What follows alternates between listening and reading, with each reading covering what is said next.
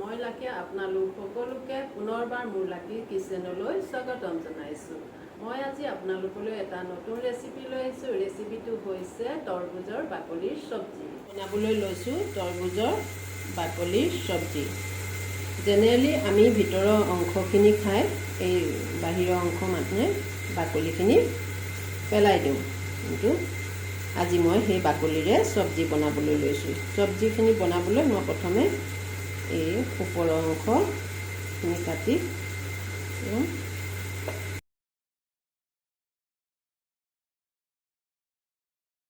এইখিনি ভালদৰে ধুই কাটি লৈছোঁ।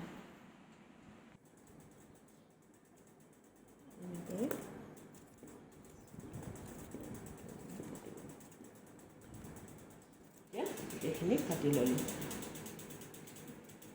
ইয়াতে মই অলপ মিঠাতেল দিছোঁ। এতিয়া তেল গৰম হোৱাৰ পিছত তাতে মই 3টা শুকান জলকীয়া, গোটা জিৰা এচামুচ, চব গুটি আধা চামুচ আৰু 2টা কেঁচা জলকীয়া, তাতে অকণমান হিং আৰু কাটি লোৱা পিঁয়াজ অলপ দি ভাজি লৈছোঁ।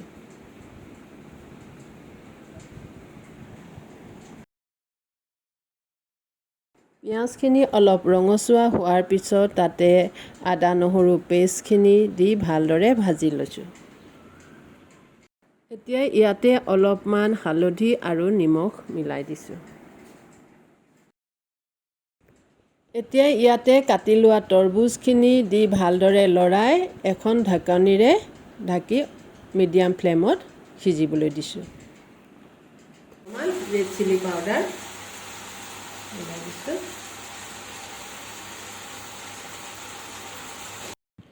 এতিয়া ইয়াতে অলপমান জিৰা পাউডাৰ মিহলাই এইখিনি আকৌ সিজিবলৈ ৰাখি দিছোঁ। এতিয়া দেখিছেনে এয়া কি ধুনীয়াকৈ সিজি গৈছে আৰু ইয়াৰ পৰা পানী ওলাইছে। ইয়াত পানী দিবলৈ দৰকাৰ নাই।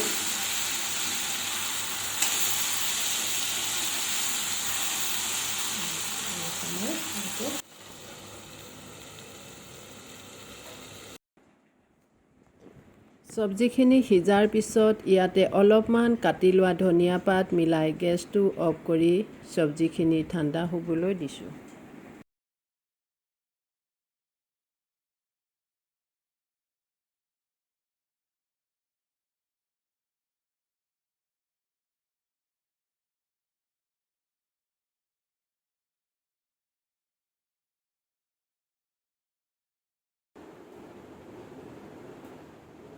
এনেদৰে আপোনালোকেও তৰমুজৰ বাকলিৰ চব্জি বনাই খাবচোন।